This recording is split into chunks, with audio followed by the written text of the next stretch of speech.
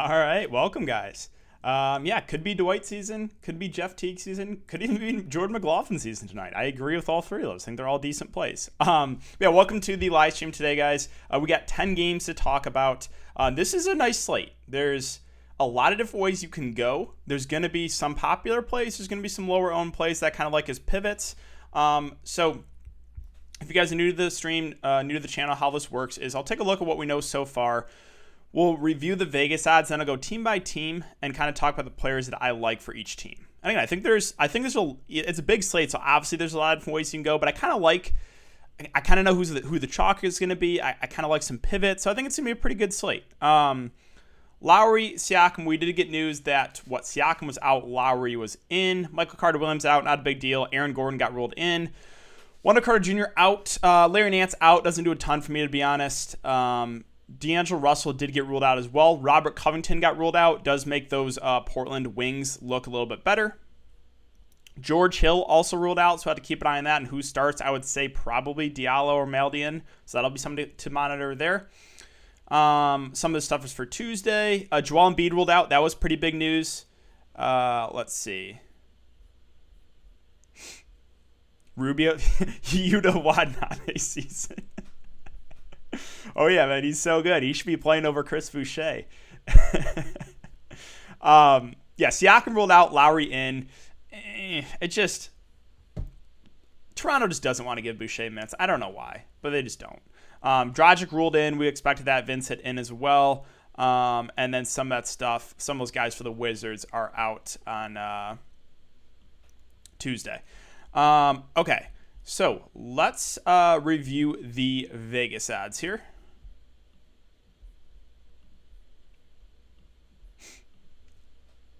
Jordan, if you have an issue, if you sign up for the Discord, just message me on Patreon. I'll send you the link. But okay, so Charlotte and Orlando, it's a 213 over under. The Magic are 1.5 point favorites here. 76ers and Pistons, a 216 over under. The 76ers are 5 point favorites, and we have no Joel Embiid in this one. Toronto and the Pacers, a 218 over under. The Pacers are 2.5 point favorites. Miami and Brooklyn, a 236.5 over under. The Nets are 7.5 point favorites. Lakers and Cavs, a 214.5 over under. The Lakers are currently 11.5 point favorites. Nuggets, Mavs, a 223 over under. The Nuggets are 2 point favorites. Celtics and Bulls, it's a 227 over under. The Celtics are 4 point favorites. Spurs, Pelicans, a 223.5 over under. The Pelicans are 3 point favorites. Timberwolves, Warriors, a 225 over under. The Warriors are 8.5 point favorites. And Thunder, Blazers, a 226 over under. The Blazers are 5 point favorites.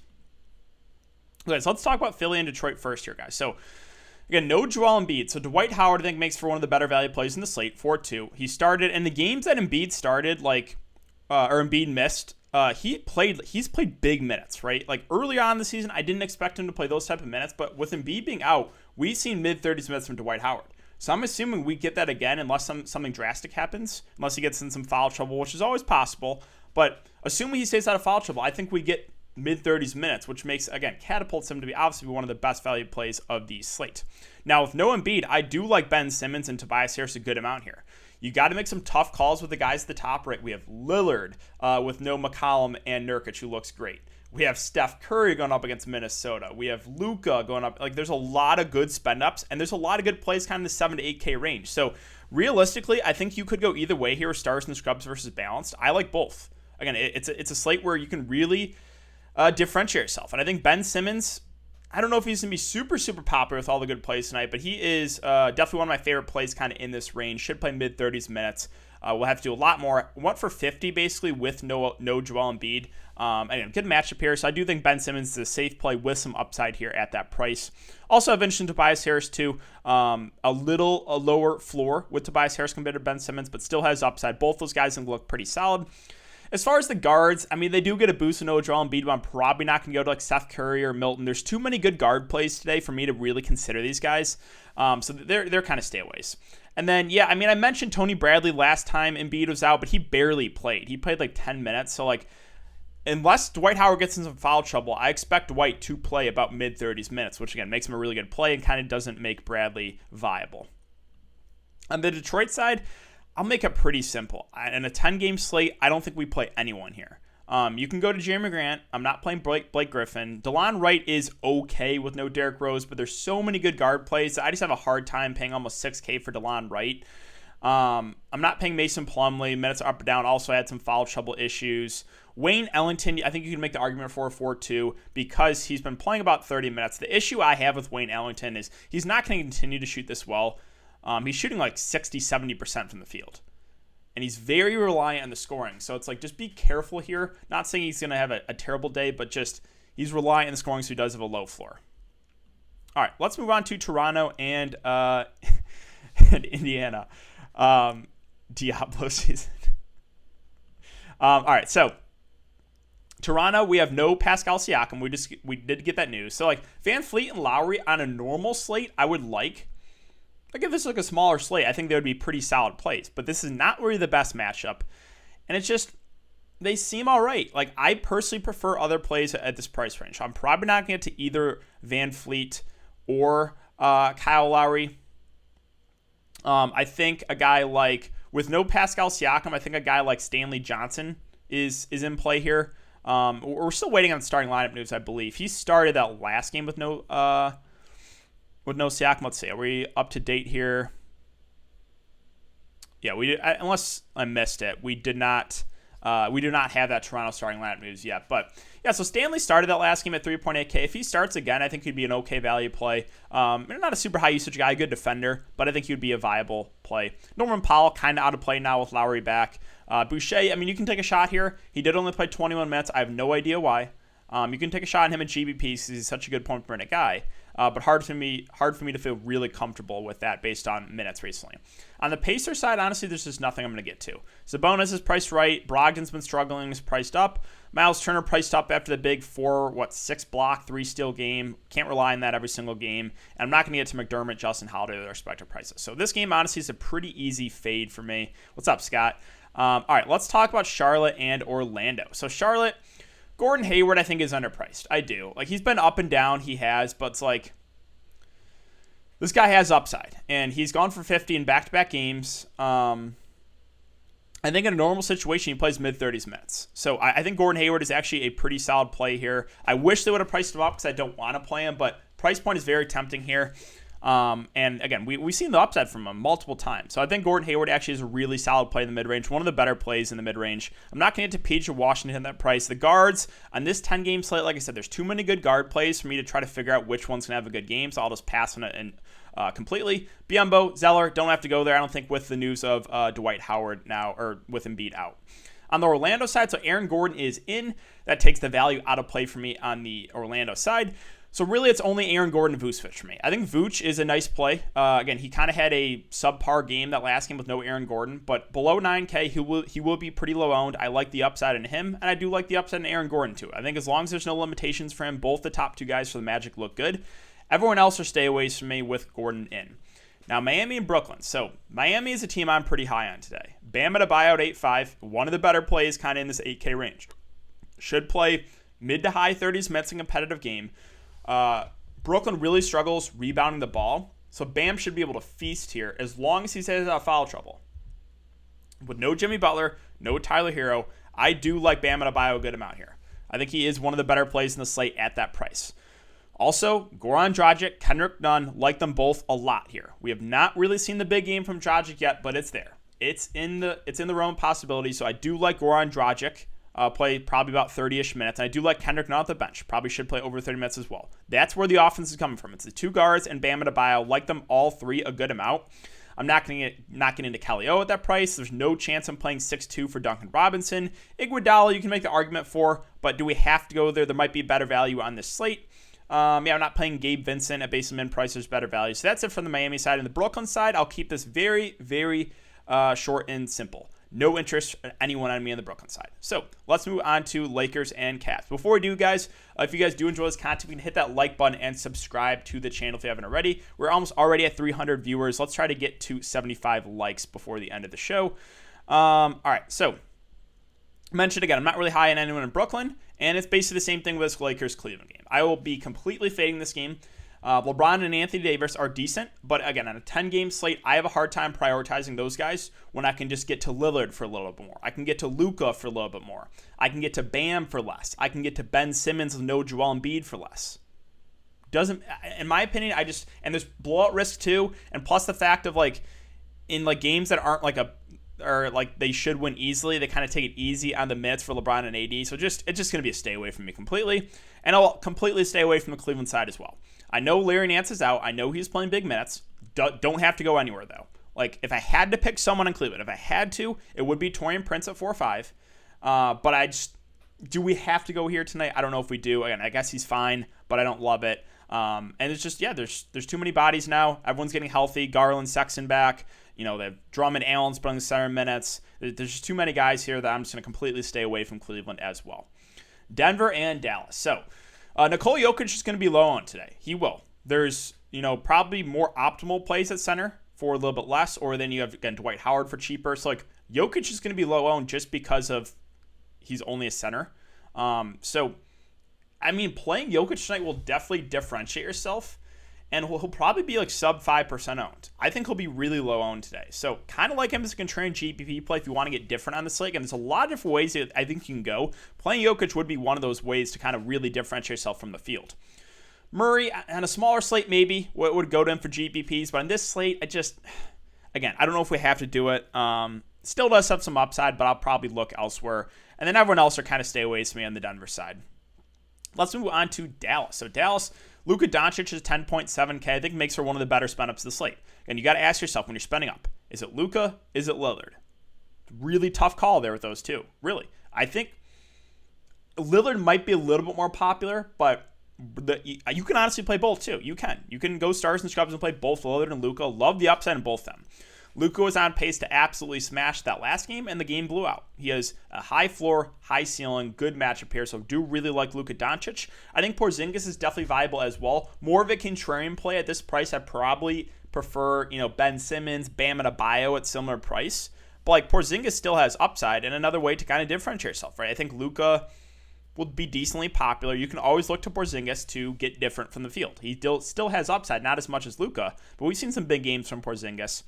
The rest of the value guys for Dallas are probably going to look elsewhere. I don't think we have to go there. Hardaway, too reliant in the scoring. I think you can make the argument for Jalen Brunson, who probably plays over 30 minutes again. Decent value play. He's viable. He would probably be the guy I would look to if I had to pick one of the secondary plays. All right, let's move on to the last 4 games here. Let's see. Let's refresh Fantasy Labs to make sure we're up to date and everything. And we are all right. So let's keep it moving. Let's keep it moving here. Boston. So we're still waiting on the starting line news for Boston. Jason Tatum is in. Haven't heard of anything about a minutes limit. It's unclear if he'll face any minutes restrictions. So right now, if there's no limit for Jason Tatum, I think he makes for a good contrarian play on the slate. He will be lower owned. Now, if he's going to be limited, I'll just take a wait and see approach for now. Jaylen Brown priced up. I'll probably pass there. Marcus Smart, if he starts at point guard, I think would actually be a decent play in the mid-range. But curious to see what they do. Do they start Smart at the point guard, or maybe they move Jeff Teague into the starting lineup? If Jeff Teague starts at point guard below 4K, I actually think he's a pretty good value play. So we'll just have to keep an eye on this with the Boston guys. The front court, you can punt with Tristan Thompson. He'll probably play mid-20s minutes. Again, okay value play there. Probably do prefer Dwight, though, at a similar price. And last guy I'll mention is Robert Williams, just because he's cheap. Probably gets about 15 minutes. He's a good point per minute guy. Maybe more of just a large field GPP play, but again, good point per minute guy. I think you can make the argument for him in a good matchup there. I move on to the Chicago side. There's honestly not a lot I like here. Levine, you can make the argument for him in GPPs. No thank you on White or Markkanen. Wendell Carter Jr. is still out, so Gafford should start at center. Again, you can play him at min price. Probably get about 20 minutes from him. Definitely not a must. Thad Young probably plays a little bit of the backup 5. They'll run a little bit small ball, Lauri Markkanen. But really, I just don't like the matchup. Everyone kind of healthy besides Wendell Carter Jr., so I'm just going to stay away from Chicago. All right, San Antonio and New Orleans. So there's 2 guys I've interested in the San Antonio side. I do dislike this team very much because everyone is always up and down. It's DeRozan and it's DeJounte Murray for me. DeRozan at 7-7 burned me yesterday, got in foul trouble in a smash spot, just super, super annoying. He's been their most consistent player, and he can, again, stuff the stat sheet. He's priced below 8K. I think DeRozan makes for a pretty decent play there. And then DeJounte Murray as well at 6-5. Should play about 30 minutes. Also stuffs the stat sheet, right? Gets the peripheral stats, which I like. So it's DeJounte Murray, it's DeMar DeRozan. I think both are pretty solid plays kind of in the mid-range. The rest are just, they're too up and down, too inconsistent. Like Keldon Johnson, LMA, minutes are up and down. I just don't really trust anyone else. So it's Murray and it's DeMar DeRozan for me. All right, let's talk about the Pelicans now. So Pelicans, honestly, it is a good matchup here, but does one play really stand out? I don't know. Like, I think I prefer Zion to Ingram, but am I going to prioritize Zion over Bam and Adebayo, Vucevic, Ben Simmons? Probably not.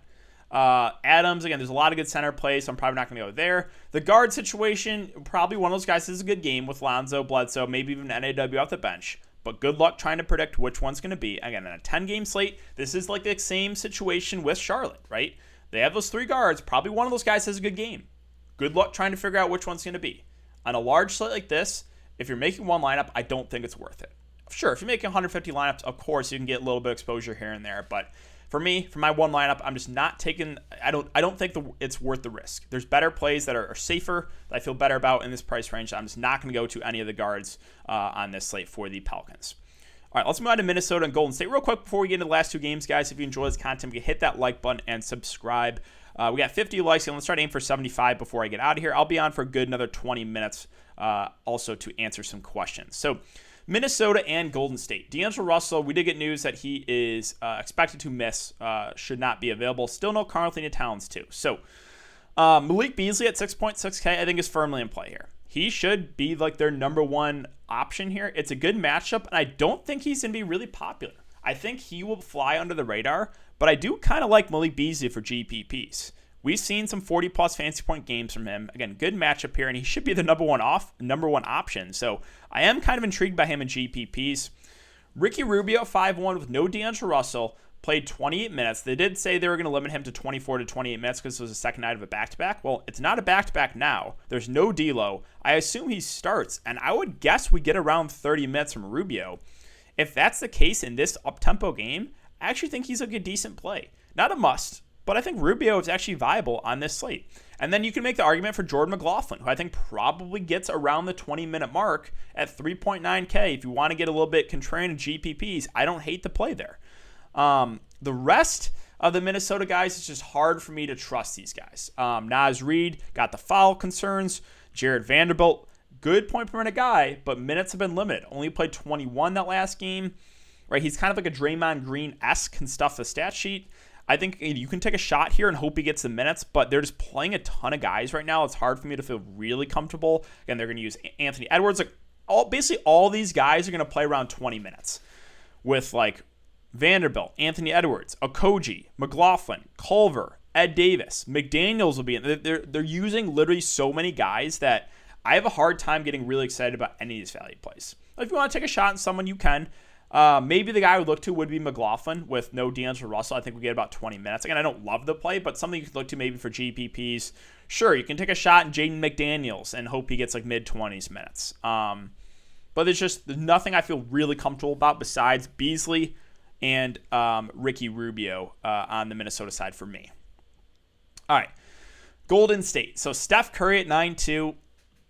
I'm trying to figure out ownership because I mean, you guys know I don't look at projections at all. I don't look at ownership at all. The way I've kind of figured out ownership is I try to build the optimal lineup and then kind of go from there. So like, I don't know if Steph. I'm trying to figure it out because we have Steph, Lillard, and Luka. I don't know what the ownership is going to be in these guys. Maybe Steph goes a little bit lower owned. I don't know, but like he has insane upside here against Minnesota. It's just a matter of can the Timberwolves keep this game close? Because there is blowout risk in this one. With no D'Angelo Russell and no Karl-Anthony Towns, it is, what, a 8.5-point spread. So for sure blowout risk here. But if this game stays close, we could see a big, big game from Steph Curry. Now, can you go there in cash? I've been debating this. I think you can because he's that cheap, but we've still seen some floor games from Steph, right? If he's not hitting his shots, like the game in Toronto, 2 of 16, 29 fantasy points. We've seen some, lower fantasy point games from Steph Curry, but I think the upside is really high in him in this matchup. So really do like Steph Curry there for GPPs. 21% in DK. Okay, so like that's decently owned.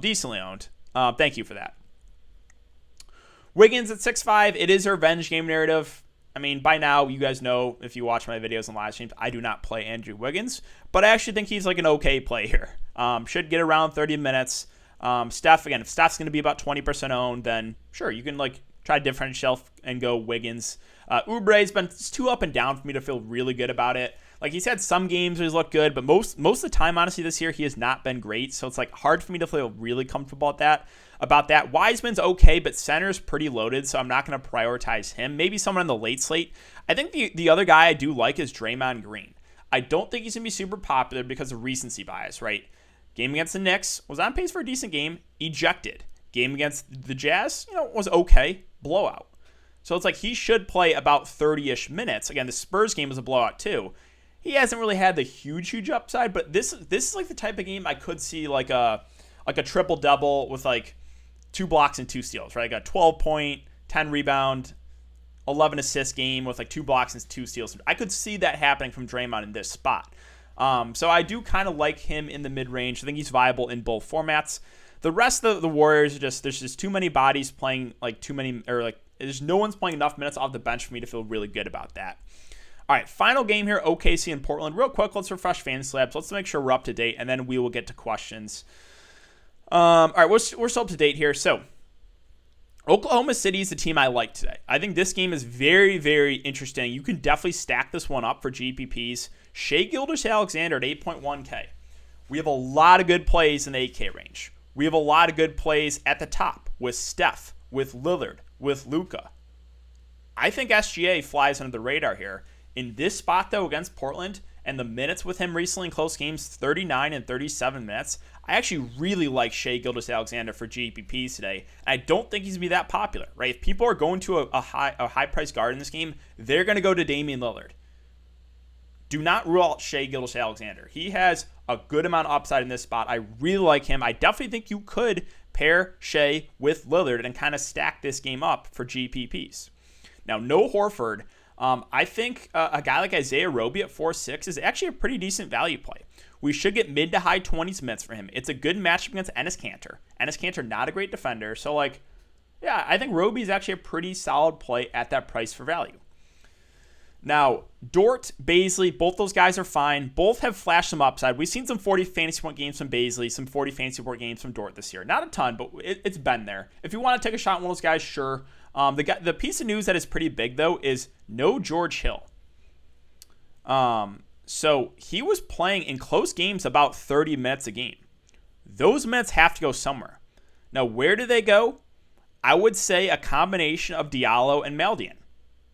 I think that's where the majority of the minutes go. Now, Hamidou Diallo has been a good point per minute player this season. It's just a matter of he has not really got the minutes a lot, right? He's played about, 20 minutes, some games less.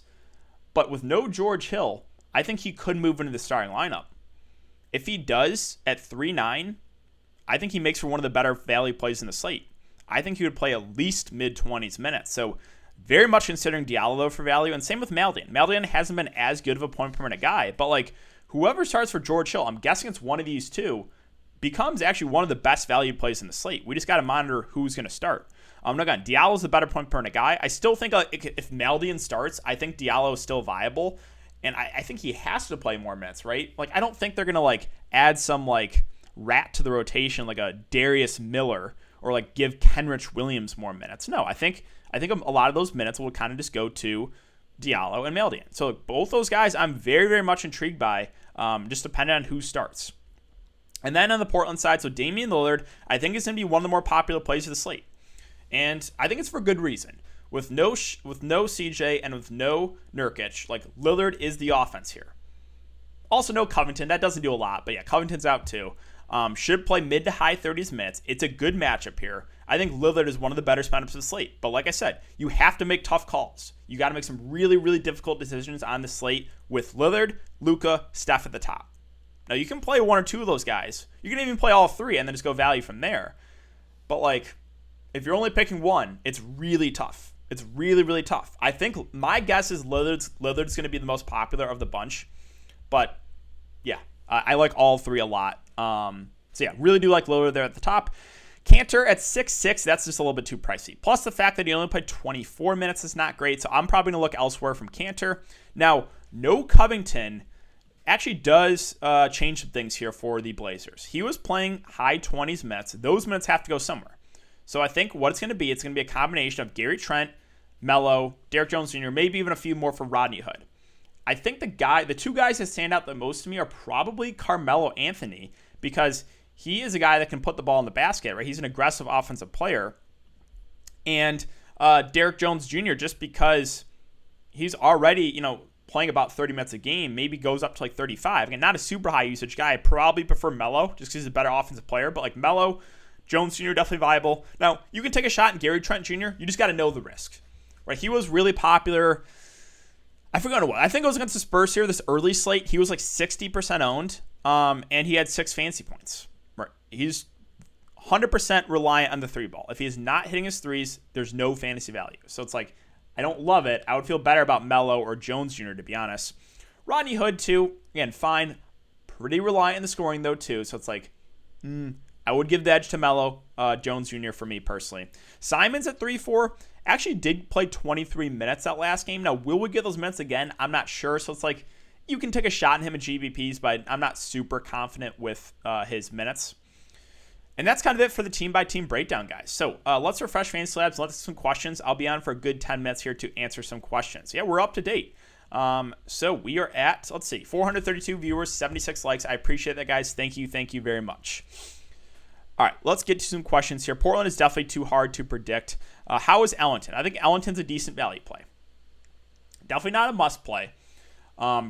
Has been playing about 30 minutes a game, is reliant in the scoring. That's my only concern with Wayne Ellington, is he is pretty scoring dependent. He's been shooting the ball well. Exactly. Watched the game last night, and near the end, Derrick Jones Jr. looked like he tweaked his knee. Okay. That's good news. Like, if he's going to be a little bit banged up, that'll be something to keep an eye on for sure. How much does Jeff Teague get? It kind of depends, right? Because Jeff Teague really didn't play much, hasn't played much recently. If he starts, though, like, they don't have a lot of healthy guards. So, like, if Jeff Teague starts, I would guess he probably plays at least 20 minutes. I would say probably more in the mid-20s minute range if he does start. Again, has not been great, but, like, he would be a viable value play below 4K in a good matchup if he starts. If he does not start, I'm not really confident in the minutes for him. Like, you could still go there, but wouldn't love it. So, yeah, I'd say if he starts, I would say at least 20. Bembry, I'm not going to Bembry or Watanabe. No way. DK, thoughts on Steph, Nunn, Diallo, Roby, Howard, Rubio, Simmons, and Bam? I like that a lot, Walker. Okay, instead of Ellington and Lamb, Ross, or Hood. Instead of Ellington, Lamb, Ross, or Hood. Wait. We're talking about Terrence Ross? I mean, if you can get to Terrence Ross, like, I prefer him to those other plays, but Ellington and Lamb are both really cheap, so I'm not sure what you're asking there. Luka or Dame? It's a tough call. I think Dame is going to be more popular. It's really, really close. It's really close with those two. I think it's basic coin flip. If you're playing GBPs, again, I'm not 100%, but I think Dame will be more popular. So if you want to pivot, you can go the lower owned Luka. That's my guess. Plumlee, the best value in Detroit. You can play Plumlee. He actually has, I think, fouled out in the last 4 games. Yeah, you can take a shot in Plumlee if you want to. What do you think of Porzingis tonight? I think Porzingis is a contrarian play.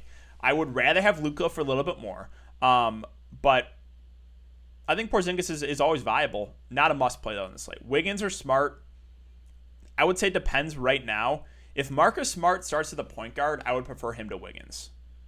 I've been playing Nunn a lot recently. Should I play him again tonight? I think Kendrick Nunn is very much in play. I don't think he's going to be super popular today, but I do like his upside going up against Brooklyn. Brooklyn's a team I want to attack. And honestly, Kendrick Nunn is kind of blowout proof, right? If the game blows out, I think he'll play a bit in the blowout. So it's like, I actually think he's a pretty nice play. Dwight Howard, good. I mean, yeah, like I said, in the games that Embiid has missed, Dwight Howard, if he stays out of foul trouble, he's played like mid-30s minutes. I did not expect that going into the year. I thought it would be like a kind of maybe an even split with him and Tony Bradley when Embiid would be out. But like Dwight, they've given him basically Embiid's minutes. So based on that, I think we get that tonight as long as there's nothing weird happens, as long as there's no foul trouble. I think Dwight is one of the better spend ups of the slate. Diallo, Yes, I do like Diallo a lot, especially if he starts. Is it okay to play Vanderbilt, McDaniel? I would not. I mean, honestly, on this slate, I don't know if we have to go to either of them. Maybe in like the late slate you can take a shot there, but I don't think it's necessary to take a shot on either of them in this slate. Cash lineup: Simmons, Beasley, Derrick Jones Jr., Roby, Howard, Shai Gilgeous-Alexander, Draymond, and Bam. My only I like it. My only concern is like you don't have Lillard or Luka or Steph, and like fading those guys in cash games. Again, I like the balanced build. You can still do it, but like it is pretty risky fading those guys at the top. Bam or Vucevic? That's a really tough question. I think I slightly give the edge to Bam, but I do like both. Those are two of my favorite center plays of the day. Stacking Ben, Dwight, and Tobias. I don't know if I would play all three. You can definitely play two of the three if you want to. I think Dwight plus one of the stars. Like on a 10-game slate, I don't think I would play both Ben Simmons, Tobias Harris. I mean, they both do look good, but I don't know if I would play both. And Vucevic. Yeah, you guys like Vooch. I think Vooch is a good... I mean, I like the matchup for Vooch. I like the matchup for Bam. How do you feel about Ellington, DK? I think he's in play for value. My one concern, he's been shooting the ball really well, and he's reliant on the scoring. So it's like, that is the only concern. As long as you're willing to take that risk and you know that he has a floor of like single-digit fantasy points if he's not hitting his shots, then play him. It's a little bit concerning that he doesn't do much besides score the ball. Favorite Toronto value play if Siakam's out? I would say Stanley Johnson if he plays. Yeah, Stanley Johnson started, played 31 minutes last game. And Siakam is out, unless... Yeah, I'm pretty sure we already got that confirmation that Siakam is out. Yeah, Pascal Siakam ruled out, Lowry in. So, like, if Stanley Johnson starts, I would say Stanley Johnson. Fournier is not for me with Aaron Gordon back. Roby or Melo? That's a good question. That's a really good question. I think it's close. I think Melo might have a little bit more upside if you're shooting for the upside, but I do like both Roby and Melo tonight. Can't decide between Bam and Shai Gilgeous-Alexander. It's a tough one. Yeah, I mean, like I said, there's a lot of good plays like Bam, Shai, Vooch, Ben Simmons. There's a lot of good plays. You got to make some tough calls. I don't have a super strong take there. I like them both a lot. Last night, Cantor had 3 or 4 jump balls that could have easily been blocks, really. He's been hitting shots and playing. Let's see. Thoughts on Stanley Johnson? I think if he starts, he'd be a viable value play for sure. Who scores more, Porzingis or Zion? Porzingis. Good matchup against Charlotte, too. Yeah, I think Vooch is a good play. Do you think they'll be limiting Cantor's minutes, Giles? I'm not sure if they limit Cantor's minutes. I know Giles played a little bit more, but that was kind of just a weird game. I was really tilted about it because I had Randall, and then I was pretty high in Cantor, too. And then it's like all the starters, like none of the starters played big. Like all the bench players played more than starters in the first half, which is really weird to see. If Teague starts, are you off Smart? I mean, I think Smart would just be like an okay play. Yeah, like if Teague starts, I probably like the upside a little bit more with Kendrick Nunn and Dragic in the similar price range to Smart. But if Smart starts at point guard, then I would like him more. Does Rubio get 30 minutes? What do you think? I would say he gets close to that. As long as the game stays competitive, I would say if he starts, we probably get close to that 30-minute mark, which actually does make him a pretty decent play. DK and FanDuel picked 2 out of the 3. Malik Beasley, 6,400, OG at 6,200, Melo at 4,100. I would say Melo at 4,100 and Malik Beasley at 6,400. Ross is a fade. I mean, I don't play Terrence Ross. I don't play Evan Fournier. Those are 2 guys I don't play. Is it okay to play Luka and Curry while fading Bam and Vooch and Cash? Yeah. You got to make tough. There's 10 games, so it's like you're going to have to make some scary fades, right?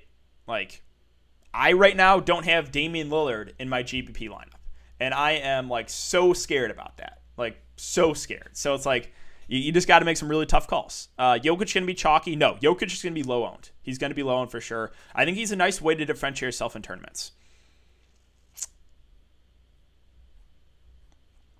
Let's see. None,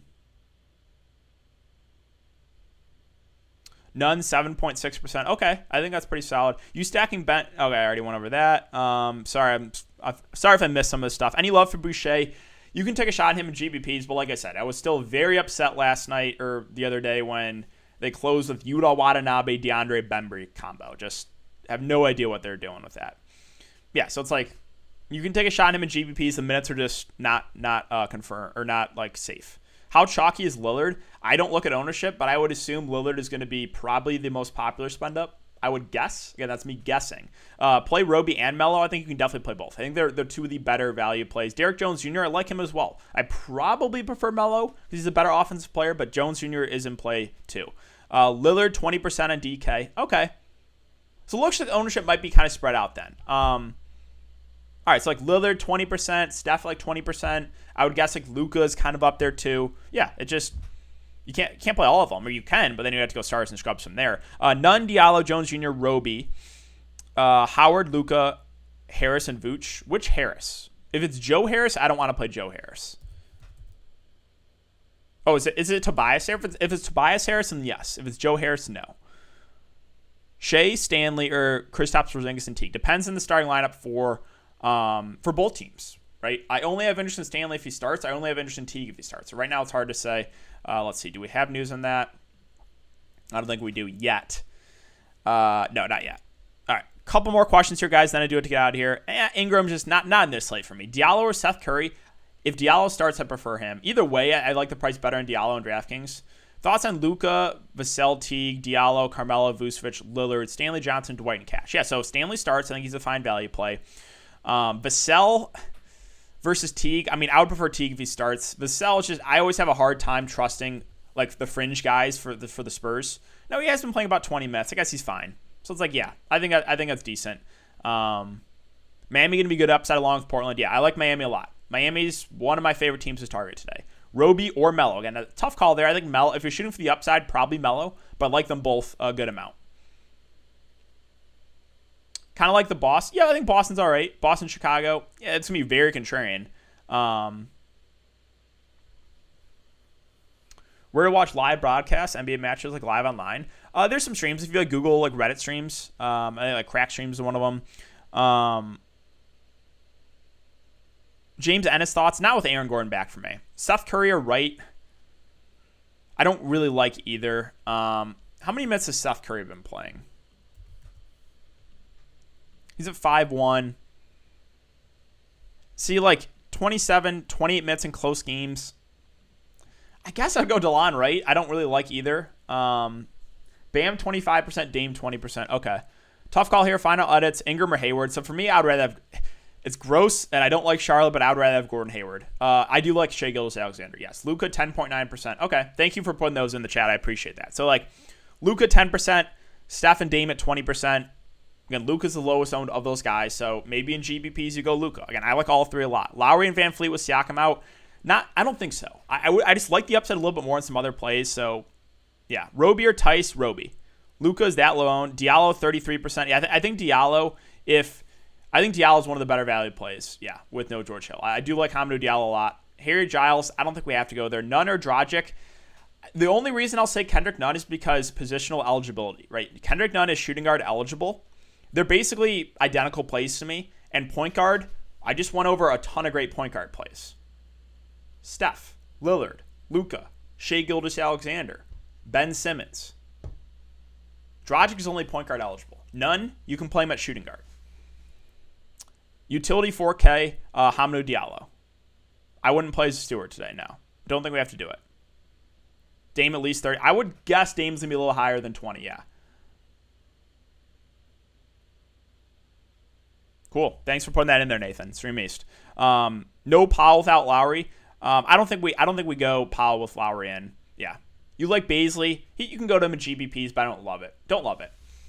Thaddeus thoughts, not for me on this slate. Prefer other value. Would rather have Melo, Roby in the similar range. Would rather have Dwight Howard. Yeah, I just don't think we have to go with Thad Young. All right, guys, one more question, and then I got to get out of here. Jalen Brunson, okay. If Jalen Brunson starts again, I think he's a pretty decent play at that price, yeah. Pretty decent play. Boucher, again, viable for GPPs. Beasley or Murray. Beasley, but that's close. I mean, I like both. I think Murray's probably a little bit safer because he can stuff the stat sheet more. But Beasley, like, it does intrigue me for GPPs because the Minnesota team is very, very thin. Braun, no thank you. Yeah, he's going to be low owned. I'm not going to go there. Brunson and Draymond or Stanley and none. If Stanley,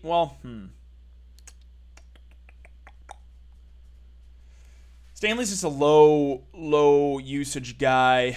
If Stanley starts, I might go that second one. Simmons or SGA, that's a close one. I'll go Simmons right now, but I really do like both. Smart or none, again, depends. If Marcus Smart starts a point guard, I'd rather have him. All right, guys, I am going to get out of here. I appreciate everyone coming to check out the stream. We hit over 400 viewers, 100 likes, so thank you guys again. I'll be back tomorrow as always. Good luck tonight, guys. Keep an eye on the news, and I'll see you guys all tomorrow.